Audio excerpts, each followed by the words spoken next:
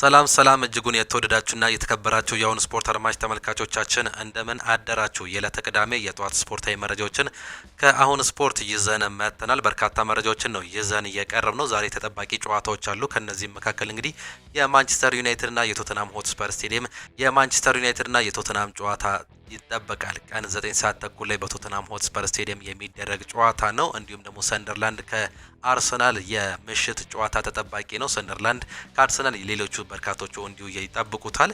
ሌሎች ጨዋታዎችን በእንግሊዝ ፕሪሚየር ሊግ፣ በስፔን ላሊጋ፣ በጣሊያን ሴሪ፣ በቡንደስሊጋ እንዲሁም ደግሞ በፈረንሳይ ሊግ ዋን የሚደረጉ ጨዋታዎችን እንመለከታለን። ከዚህም በተጨማሪ የክለብ መረጃዎችን ይዘን የቀረብን ነው የሚሆነው። ከዚህም መካከል እንግዲህ ማንቸስተር ዩናይትድ ቤት ከምናነሳቸው መረጃዎች መካከል በማንቸስተር ዩናይትድ ቤት አሰልጣኝ ሩበን አሞሪም እንዲሁም ብሪያን ምቤሞ የወሩ ምርጥ ተጫዋች በመባል በፒኤፍኤ መመረጣቸውን ነው የተመለከት ነው። እነዚህ ሁለቱ አሰልጣኝ እንዲሁም ደግሞ ተጫዋቾች ማሸነፋቸውን እንዲሁ እንመለከታለን። ሌሎች መረጃዎችንም የምንመለከት ሲሆን አሰልጣኝ ሩበን አሞሪም ስለ ጨዋታው እንዲሁም ስለ ሽልማቱ ምን አሉ የሚለውን የምንመለከት ይሆናል። አሰልጣኝ ሚኬል አርቴታም ያነሷቸው ሀሳቦች አሉ ከጨዋታው በፊት በፕሬስ ኮንፈረንሳቸው። እንዲሁም ደግሞ አሰልጣኝ ኤንዞ ማሬስካ፣ አርነ ስሎት የመሳሰሉ ፕሬስ ኮንፈረንሳቸውንም ሰጥተውም ነበር። ምን አሉ፣ ስለ ክለቦቻቸው ምን አነሱ የሚለውን እንዲሁ በስፋት እንመለከታለን። ከእናንተ የሚጠበቀው ሰብስክራይብ በማድረግ የቤተሰባችን አባል እንዲሆኑ እንጋብዛቸዋለን። እኛ ግን ቀጥታ ወደ ፕሮግራሞቻችን አለፍን።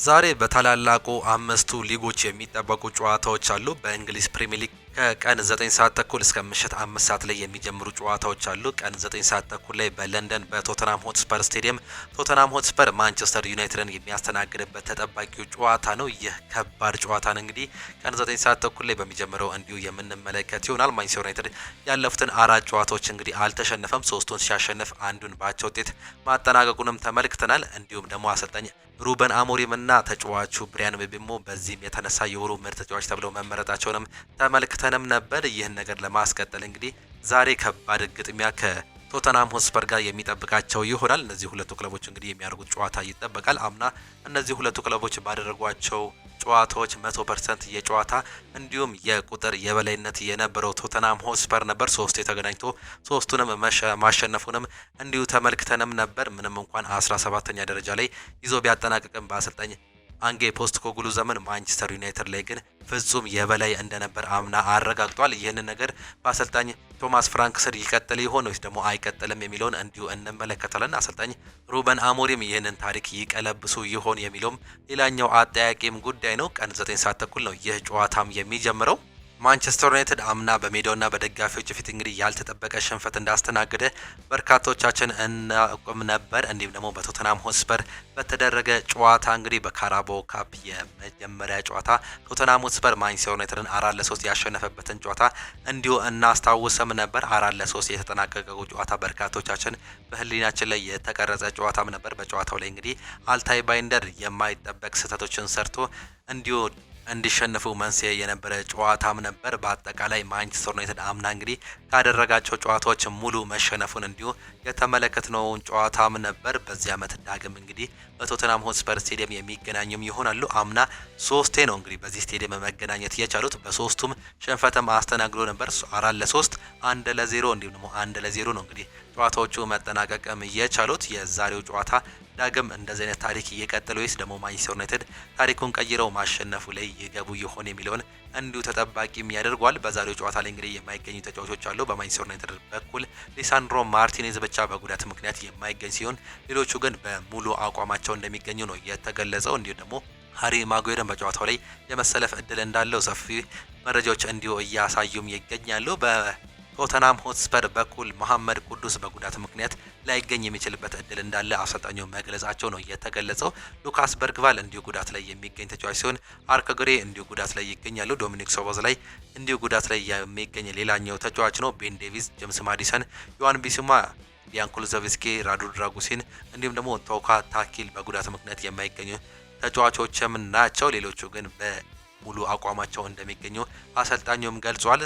ካፒቴናቸው ክሪስቲያን ሮሜሮ ወደ ሜዳ እንደሚመለስ ነው እንዲሁ ማረጋገጥም የቻሉት። እነዚህ ሁለቱ ክለቦች እንግዲህ የመጨረሻ 5 ጨዋታቸውን ስንመለከት በእንግሊዝ ፕሪሚየር ሊግ ያደረጉትን የመጨረሻ ጨዋታ ቶተናም ሆትስፐር 1 አቻ 2 ሽንፈት 2 አቻ ያስተናገደ ሲሆን አንዳቻ ሁለት ሽንፈት ሁለት ድል ያስተናገደ ሲሆን ማንቸስተር ዩናይትድ 3 ድል አስመዝግበው አንድ ሽንፈት እንዲሁም ደግሞ የመጨረሻ ጨዋታቸውን ከኖቲንጋም ፎረስት ጋር በሲቲ ግራውንድ ሁለታቻ ማጠናቀቃቸውን እንዲሁ እናስታውሳለን። ይህም ጨዋታ በርካቶቹም ይጠብቃሉ። በማንቸስተር ዩናይትድ በኩል እንግዲህ ብሪያን ምቤሞ 4 ጎልና አንድ አሲስት በማስመዝገብ በማንቸስተር ዩናይትድ ቤት የሚጠቀስ ሲሆን ዲፌንሲቭ ሚድፊልደር ላይ የሚጫወተው ካርሎስ ካሴሜሮ 3 ጎልና አንድ አሲስት በማስመዝገብ እንዲሁ ይጠቀሳል። ካፕቴን ብሩኖ ፈርናንዴዝ 2 ጎልና 2 አሲስት ያስመዘገበ ሲሆን አጥቂው ቤንያሚን ሴስኮ 2 ጎልና አንድ አሲስት እንዲሁ ይኖረዋል።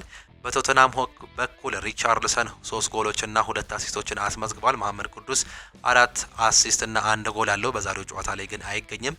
ፔፕሳር 2 ጎልና 2 አሲስት ያለው ተጫዋች ሲሆን ሚኪ ቫንዲቪን እንግዲህ በዚህ ዓመት ድንቅ አቋሙን እያሳየ የሚገኝ የቶተናም ሆትስፐር የተከላካይ ስፍራም ተጫዋች ነው። 3 ጎሎችን በእንግሊዝ ፕሪሚየር ሊግ ባለፉት 10 ጨዋታዎች እንዲሁ ማስመዝገብም ችሏል። 11ኛ ሳምንት ላይ በሚገኘው የእንግሊዝ ፕሪሚየር ሊግ ዛሬ ቀን 9 ሰዓት ተኩል ላይ ተጠባቂው ጨዋታ በለንደን ቶተናም ሆትስፐር ስቴዲየም ቶተናም ሆትስፐር ከማንቸስተር ዩናይትድ ጋር የሚያደርጉትን ጨዋታ ቅድሚያ ግምታችሁን ኮመንት ቦክስ ላይ ልታጋሩንም ትችላላችሁ። ሌሎች ጨዋታዎችንም ስንመለከት እንግዲህ አመሻሽ 12 ሰዓት ላይ የሚጀምሩ ጨዋታዎችም አሉ። ከነዚህም መካከል ዌስትሃም ዩናይትድ ከበርንሌይ ጋር የሚያደርጉት ጨዋታም ይጠበቃል። ኤቨርተን ከፉላም እንዲሁ ሌላኛው ተጠባቂው የአመሻሽ 12 ሰዓት ጨዋታ ሲሆን ምሽት 2 ሰዓት ተኩል ላይ ሰንደርላንድ ከአርሰናል ተጠባቂ ጨዋታም ይኖራሉ። በዚህ ዓመት እንግዲህ ሰርፕራይዝ ቲም ከሚባሉ ክለቦች መካከል አንደኛውና ቀዳሚው ሰንደርላንድ ነው።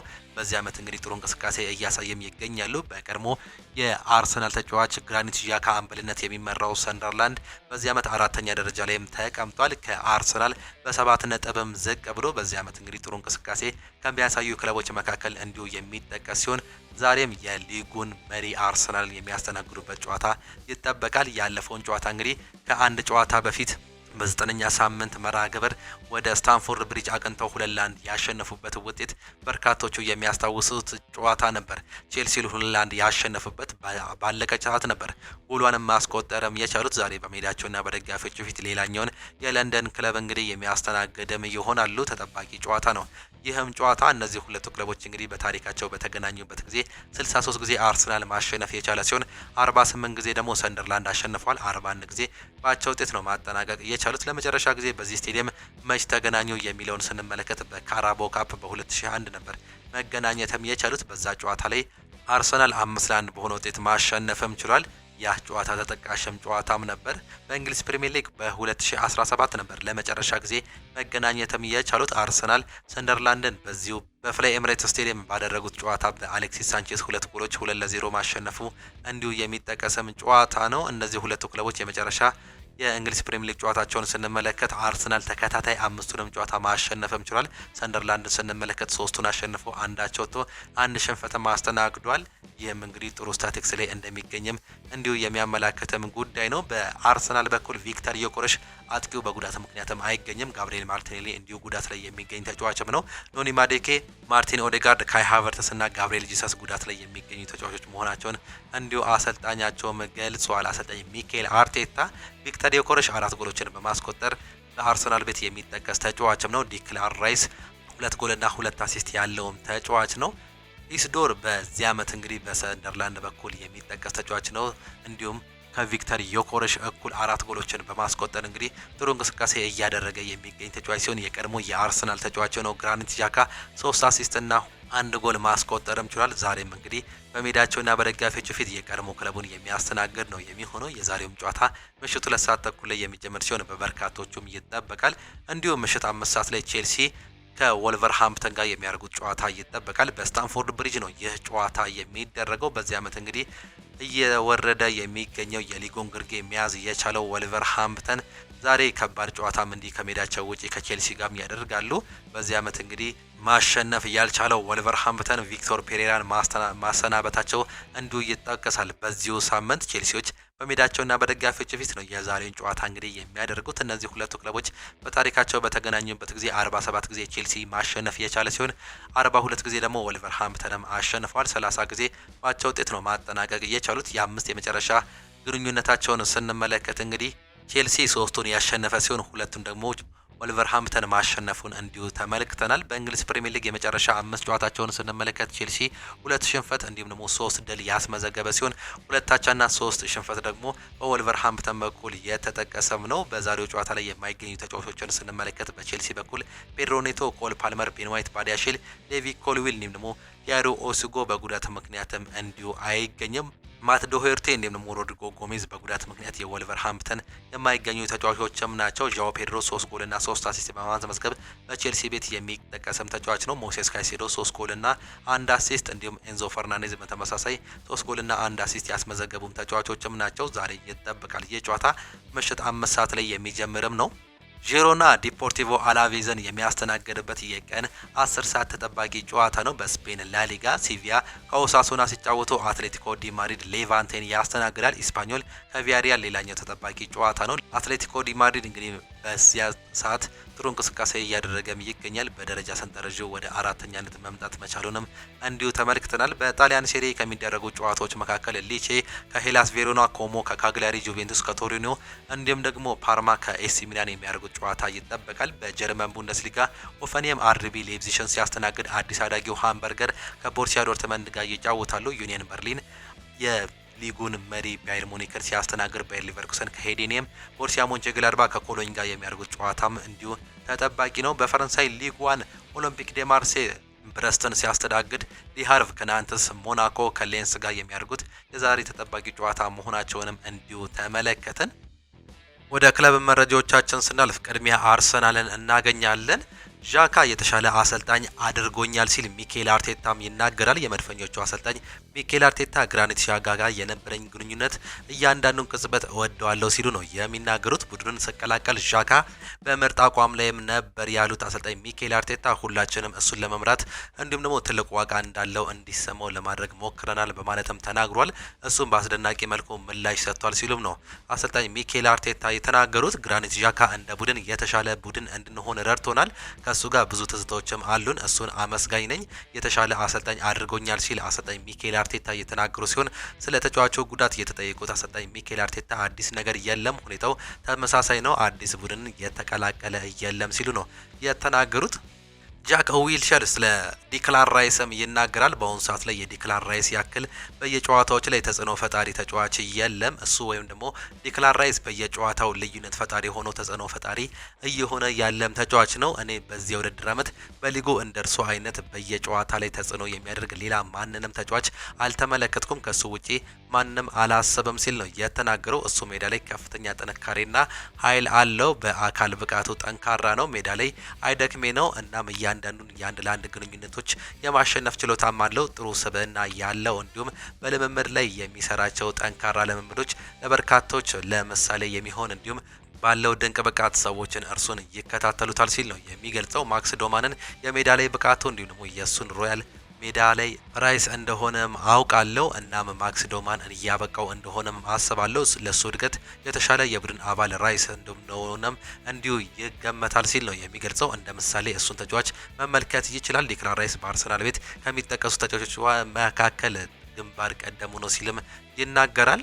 አሰልጣኝ ሚኬል አርቴታ በፕሬስ ኮንፈረንሳቸው ካነሷቸው ሀሳቦች መካከል እንግዲህ አርቴታ አርሰናል እንዴት እየተሻሻለ እንደሆነ ሲጠየቅ በሁሉም ነገር ምክንያቱም በየቀኑ ከቡድኑ በየቀኑ የተለያዩ ተጫዋቾችን በየሰዓቱ ከሚጫወቱ ተጋጣሚዎች ጋር ይማራሉ። እናም የነገው ጨዋታ ከማክሰኞ እንዲሁም ደግሞ የሳምንቱ በፊት ካለው ጨዋታ በጣም የተለየ ይሆናል ሲል ስለ ዛሬው ጨዋታም በትላንትናው ፕሬስ ኮንፈረንሳቸው ለም ተናግሯል።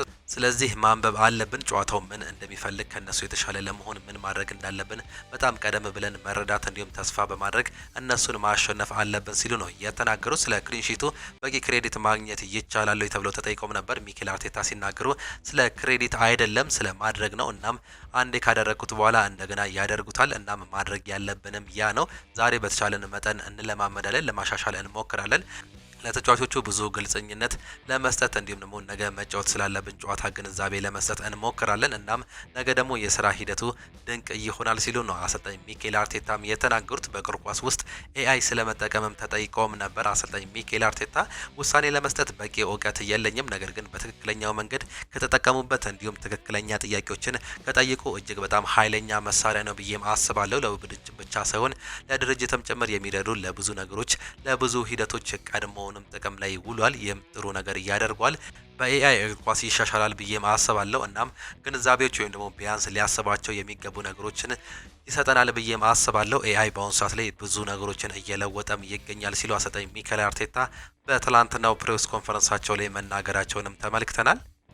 ወደ ማንቸስተር ዩናይትድ መረጃዎቻችን ስናልፍ ደግሞ የፕሪሚየር ሊጉ የወሩ ምርጥ ተጫዋችም ታውቋል። 10ኛ ሳምንት ላይ የደረሰው የእንግሊዝ ፕሪሚየር ሊግ የወርሃ ጥቅምት የወሩ ምርጥ ተጫዋች ይፋም ተደርጓል። በዚህም መሰረት የማንቸስተር ዩናይትድ የፊት መስመር ተጫዋች ነው ብሪያን ኤምቤሞ የወሩ ምርጥ ተጫዋች በመባል መመረጥም ችሏል። ብሪያን ኤምቤሞ በወሩ ባደረጋቸው 3 ጨዋታዎች 3 የሊግ ግቦችን አስቆጥሮ አንድ ለግብ የሚሆን ኳስ አመቻችቶ ማቀበልም ችሏል። ብሪያን ኤምቤሞ ባለፈው ዓመት መጋቢት ወር ላይ ካሸነፈ ወዲህ የሊጉ የወሩ ምርጥ ተጫዋች የተባለ የመጀመሪያው የማንቸስተር ዩናይትድ ተጫዋች መሆንም ችሏል። አምና ነበር ብሩኖ ፈርናንዴዝ እንግዲህ መጋቢት ወር ላይ የወሩ ምርጥ ተጫዋች ተብሎ መመረጥ የቻለበትን አጋጣሚ የተመለከት ነው። ማንቸስተር ዩናይትድ ሪከርድ ማስቀጠሉን ነው የተገለጸው። ካሜሩናዊው የፊት መስመር ተጫዋች የሆነው ብሪያን ኤምቤሞ ለማንቸስተር ዩናይትድ ተጨማሪ የወሩ ምርጥ ተጫዋች ሽልማትንም አስመዝግቧል። ማንቸስተር ዩናይትድ ፕሪሚየር ሊጉ 1994-95 የወሩ ምርጥ ተጫዋች ተብሎ መሸለም ከመጀመሪያ ወዲህ በርካታ ጊዜ ያሸነፈው ክለብም ይሆናል። የማንቸስተር ዩናይትድ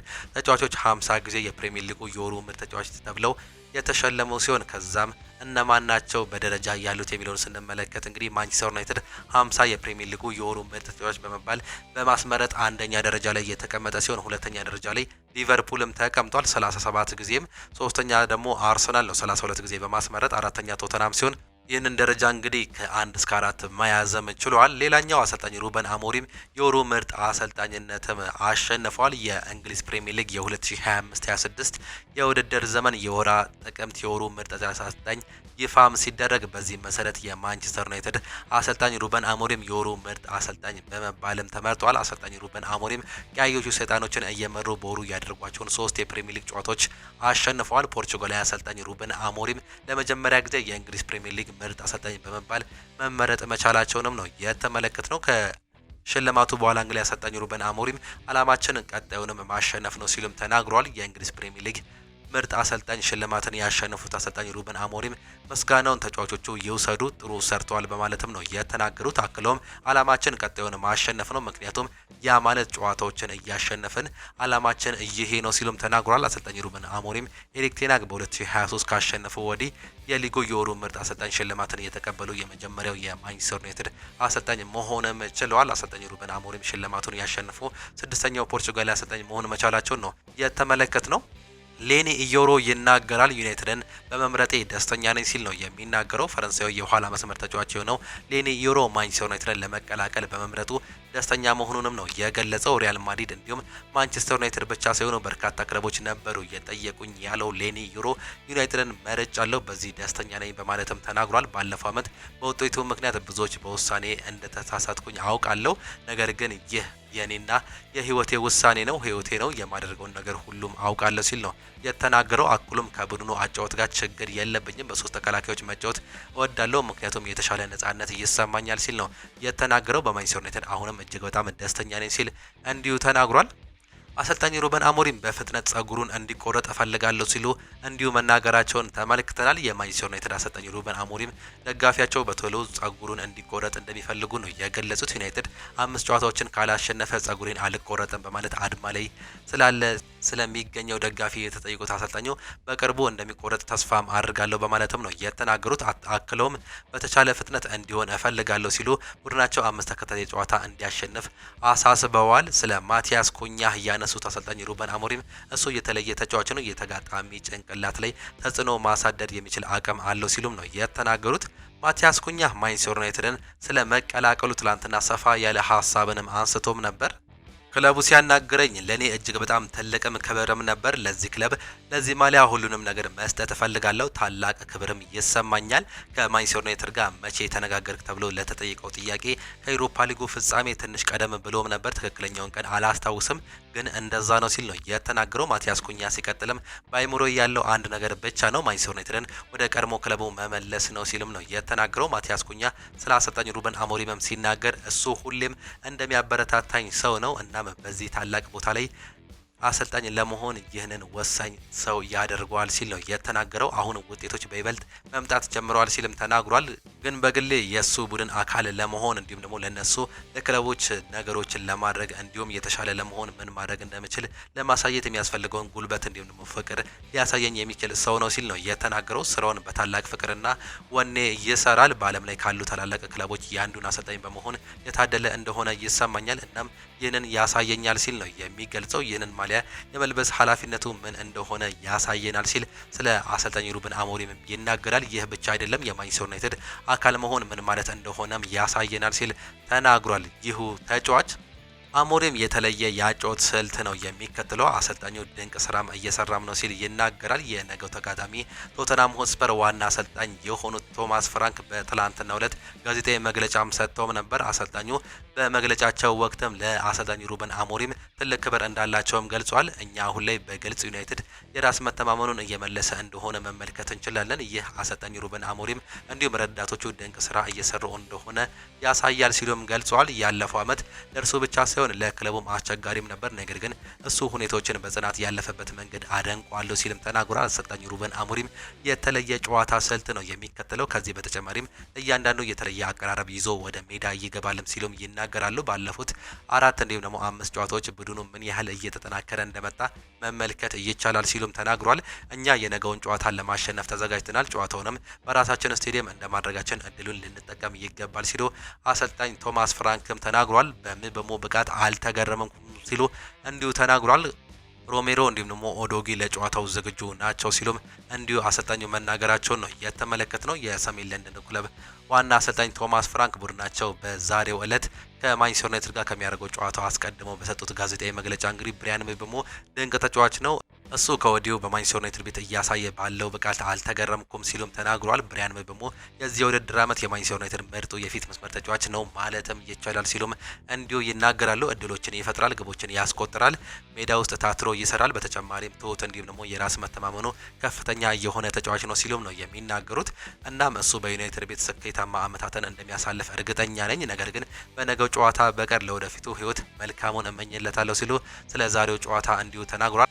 አሰልጣኝ ቶማስ ፍራንክ አክለውም ጉዳት ላይ የቆዩት ሊስቴን ኦዶጊ እንዲሁም ደግሞ ክርስቲያን ሮሜሮ ዝግጁ መሆናቸውን እየተናገሩ ሲሆን በተቃራኒው ጋናዊ የፊት መስመር ተጫዋች ነው መሐመድ ኩዱስ ለዛሬው ጨዋታ የመድረስ እድል እንዳለው በመግለጽ እስከ መጨረሻው ሰዓት ድረስ ግን ልንጠብቀው ይገባል፣ መጨረሻውን እንመልከት ሲሉ አሰልጣኙም ተናግሯል። በዛሬው ዕለት የሚደረገው የቀን 9 ሰዓት ተኩሉ ጨዋታ በቶተንሃም ሆትስፐር እንዲሁም ደግሞ በማንቸስተር ዩናይትድ መካከል የሚደረገው ተጠባቂም ነው ሲሉም ኤንዞ ማሬስካ ይናገራሉ። ማንም የፈለገውን የሚናገርበት ጊዜ ላይ ነን ሲሉ ነው የተናገሩት። የሰማዮቹ ዋና አሰልጣኝ ኤንዞ ማሬስካ ዋይኔ ሩኒ ብዙ ተጫዋቾች እያቀያየሩ ነው በማለት ያቀረበው ትችት ምላሽም ሰጥቷል። የቀድሞ እንግሊዛዊ ተጫዋች ዋይን ማርክ ሩኒ ኤንዞ ማሬስካ በርካታ ለውጥ ማድረጋቸው ተጫዋቾችን አያስደስትም፣ አሰልጣኙንም መጠየቅ አለባቸው ብሎም ተናግሮም ነበር። ኤንዞ ማሬስካ በበኩላቸው ከዚህ በፊት ተናግሬም ነበር፣ ማንም ሰው የፈለገውን የሚናገርበት ጊዜ ላይ ደርሰናል ሲሉም ነው የተናገሩት። አክሎም በአንድ ዓመት 65 ጨዋታዎችን በተመሳሳይ ተጫዋቾች ማድረግ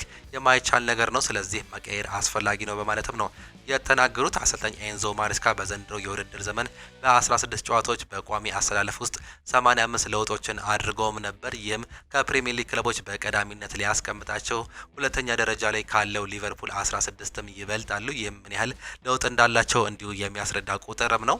ኤንዞ ማሬስካ ስለ ሮሜዮ ላቪያ ጉዳትም ሲናገሩ ያሳዝናል፣ በዚህ ሰዓት እሱን ማጣት በጣም ያሳዝናል፣ ምክንያቱም ለሱ የመጫወቻ ደቂቃዎችን ለመቀነስ እየሞከርንም ነበር፣ ነገር ግን ያንን አላደረግንም፣ እንኳን እንደገና ተጎድቷል። ትክክለኛውን መፍትሄ እስክናገኝ ድረስ መሞከራችንን መቀጠል አለብን። የእሱ ጉዳት ግን ብዙ ይጎዳናል። ይህ ተጫዋች ተከታታይ ጨዋታዎችን መጫወት እየተቸገረ ነው ሲሉ ነው የተናገሩት። ኤንዞ ማሬስካ ስቲቮ ተከታታይ ጨዋታዎችን ለመጀመር ዝግጁ ስለመሆኑም ሲጠየቁ ለመጀመር እውነት ነው ዝግጁ ነው፣ በእርግጠኝነት ለመጀመርም ዝግጁም እናደርገዋለን። ነገር ግን እሱ ከጀመረ ሌላኛው ተቀያሪ ላይ ይሆናል፣ ሌላኛው ደግሞ መጀመር ይፈልጋል። እሱ አሁን ላይ እንግሊዝ ለመላመድ እየሞከረ ነው። ባለፈው ሳምንት ስለ ቅዝቃዜው ቅሬታ አቅርቦም ነበር። እኔም እስከ ታህሳስ እንዲሁም ጥር ድረስ ጠብቀም አልኩት፣ በአንጻራዊነት አሁንም ሙቀት ይሰማዋል ሲል ነው እንዲሁ የተናገሩት። ኤንዞ ማሬስካ ስለ ወልቭስ የረጅም ኳስ ውርወራዎች ስጋትም ተጠይቀው መፍትሄም እየፈለግን እንገኛለን። ከስፐርስ ጋር በጣም በጥሩ ሁኔታ ሰርቷል፣ ነገር ግን ነገ ይሰራል ማለትም አይደለም፣ እንደሚሰራ ግን ተስፋም እናደርጋለን ሲሉ ነው ሀሳባቸውንም የገለጹት። በዚህ ጨዋታ ላይ ጥንቃቄ ማድረግ አለብን ሲሉ ስለ ዛሬው ጨዋታም ተናግሯል። ኤንዞ ማሬስካ ስለ ሌላ ሽልማት መታጨትም ተጠይቆም ነበር። ጥሩ ጊዜ ነው ይህ የሆነው በተጫዋቾችም ምክንያቱ በስተመጨረሻም ጨዋታውን የሚጫወቱት እነሱም ናቸው። ከአንድ ወር በፊት ለባላንዶር ሌላ እጩነት ተወዳድሬም ነበር። ድንቅ ነው ቡድኑ በዚህ ስኬታማ ብቃቱ እንዲሁም ጥሩነቱ መቀጠልም አለበት ሲሉ ኤንዞ ማሬስካ በትላንትናው ፕሬስ ኮንፈረንሳቸው የሰጡትንም ሀሳብንም ተመለከትን። እንዲሁ ፔፕ ጋርዲዮላም ሀሳባቸውንም ሰጥተዋል። ፔፕ ጋርዲዮላ እንግዲህ ከባዱን ጨዋታ በኢታድ ከሊቨርፑል ጋር የሚያደርጉት ጨዋታም ይጠበቃል። ከዛ ጨዋታ በፊት የሰጡትን ሀሳብ ስንመለከት ሊጉን ህዳር ላይ ያሸነፈ የለም ሲሉም ነው የተናገሩት። የተባለው ልክ ነው፣ ምርጡ እኔ ነኝ ሲሉም ተናግረዋል። የማንቸስተር ሲቲ ዋና አሰልጣኝ ፔፕ ጋርዲዮላ ከእሁዱ የሊቨርፑል ጨዋታ በፊት አስተያየታቸውን እየሰጡ ሲሆን ፔፕ ጋርዲዮላ ምን ያሉ የሚለውን ስንመለከት ሊቨርፑል የተሻለ እንዲሆን ረድተነዋል፣ እነሱም እኛ የተሻለን እንድንሆን ረድቶናል ሲሉ ነው አስተያየታቸውንም መስጠት የቻሉት። በፕሬስ ኮንፈረንሳቸው ማንም ሰው ህዳር ላይ ፕሪሚየር ሊጉን አያሸንፍም፣ በተቃራኒው ህዳር ላይ ሊጉ አያወጣም ሲሉም እንዲሁ ሀሳባቸውን እየሰጡ ሲሆን ቀጣይ 1000ኛ ጨዋታዬን አድርጋለሁ፣ ነገር ግን ሌላ 1000 እንደማሰለጥን እንዳትጠይቁኝ ትልቅ ቁጥር ነው ሲሉ ነው የተናገሩት። የርገን ክሎፕ በጣም ናፍቆኛል፣ እሱን ለማሸነፍ ብዙ ማሰብ ብዙ መስራት እንዲሁ ነው መሻሻል ነበረብኝ፣ ብዙ አድክሞኛል የርገን ክሎፕ በሊቨርፑል ቤት ሲሉም እንዲሁ ተናግሯል። ሰዎች በታሪክ ምርጡ አሰልጣኝ ነህ ይላሉ፣ አዎ ትክክል ናቸው ሲሉም እንዲሁ የመለሱ ሲሆን በሊጉ ከሊቨርፑል ጋር ትላልቅ ተቀናቃኝነትን ፈጥረናል። እናም ከዚህ በፊት ማንቸስተር ዩናይትድ ከሊቨርፑል ወይም ደግሞ ከአርሰናል ነበር፣ አሁን ግን ይህ ተቀይሯል ሲሉም ተናግሯል። አሰልጣኝ ፔፕ ጋርዲዮላ በንግግራቸው ወቅትም ሮድሪ በእሁዱ የሊቨርፑል ጨዋታ አይሳተፍም ሲሉ ማረጋገጥ የቻሉ ሲሆን ሌሎቹ ግን በሙሉ ብቃት ይገኛሉ። አብዛኞቹ ጥሩ ደረጃ ላይ ይገኛሉ። ሮድሪ አለመኖሩ ምናልባትም ሊጎዳንም ይችላል፣ ነገር ግን ይህንን ለውጥ መፍጠርም አለብን ሲሉ አሰልጣኙም ተናግሯል። ዶሚኒክ ሶበዝ ላይ ይናገራል። በምርጥ አቋሚ እንደመቀጠል ተስፋም አድርጋለሁ ሲል ነው የተናገረው። ዶሚኒክ ሶበዝ ላይ የሊቨርፑል የወሩ ምርጥ ተጫዋች በመባል በአብላጫ ድምጽ መመረጥም ችሏል። ዶሚኒክ ሶቦዝ ላይ በዘንድሮ የውድድር ዘመን ባለፉት 2 ወራት በተከታታይ የሊቨርፑል የወሩ ምርጥ ተጫዋች ተብሎ መመረጥም ችሏል። ከሽልማቱ በኋላ አስተያየቱን እየሰጠው ሶቦዝ ላይ ለቡድኑ ያለኝን ሁሉ እየሰጠው እንደመቀጠል ተስፋም አድርጋለሁ ሲል ይናገራል። ስለ ማንቸስተር ሲቲ ጨዋታ እየተጠየቀው ሶቦዝ ላይ እነሱን በሜዳቸው መቅጠም ቀላል አይደለም፣ ያላቸውን አቅም እናውቃለን ሲልም የገለጸ ሲሆን አያይዞም ስለዚህ ራሳችንን ማተኮር ላይ አለብን፣ ሜዳ ላይ በምናሳየው ነገር መስራት ማተኮር አለብን፣ በእርግጠኝነት እድል አለን ሲል ነው እንዲሁ የተናገረው።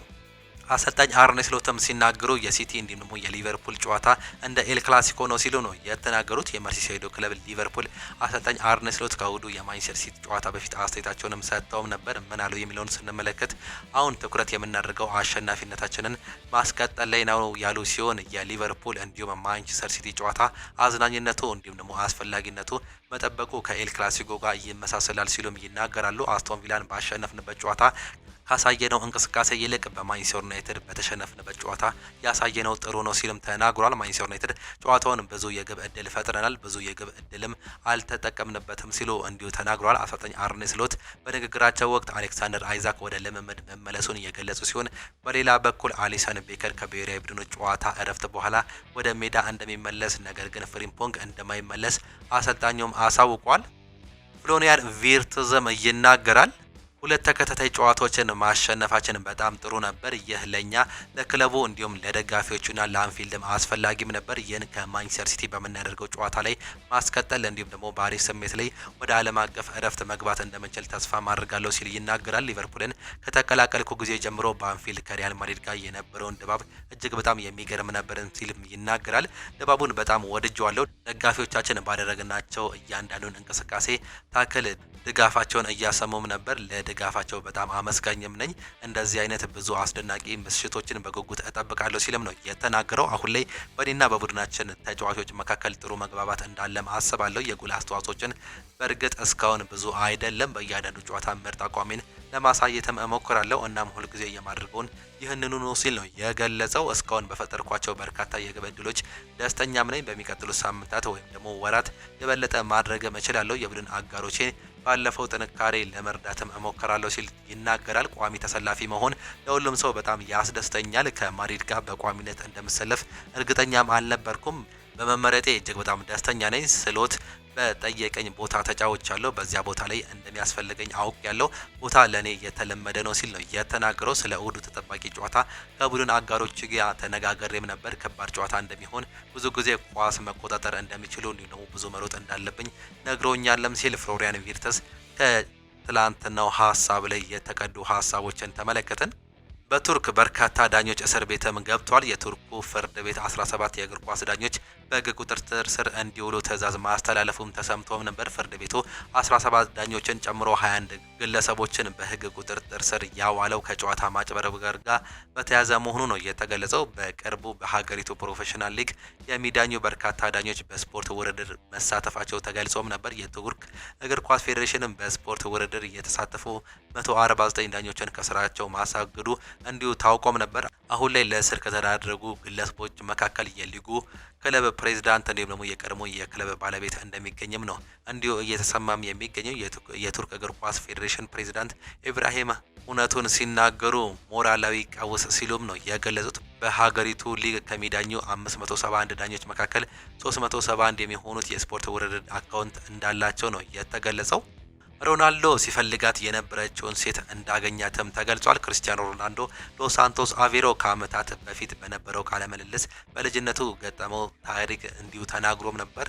ክርስቲያኖ ሮናልዶ በ12 ዓመቱ በምሽት ተርቦ በነበረበት አንድ በርገር ቤት ሰራተኛ በነፃ በርገር እንዳቀረበችለትም ገልጾም ነበር። እሷን ለማግኘት በርካታ ሰዎች ማነጋገሩ እንዲሁ በርገር ቤቱ በመዘጋቱ ሊያገኛት እንዳልቻለ ሮናልዶ በወቅቱ ተናግሮም ነበር። ሮናልዶ አክሎም እሷን አግኝቼ አብራት ጊዜ ማሳለፍ ውለታዋን መክፈል እፈልጋለሁ፣ ለኔ መቼም ልረሳው የማንችለው ትልቅ ነገር ነው ሲሉ ተናግሮም ነበር። ክርስቲያኖ ሮናልዶ አሁን ላይ በሰጠው ቃለ ምልልስ በዛ ችግር ውስጥ የደረሰችበትን ሴት ማግኘት እንደቻለ አስታውቋል።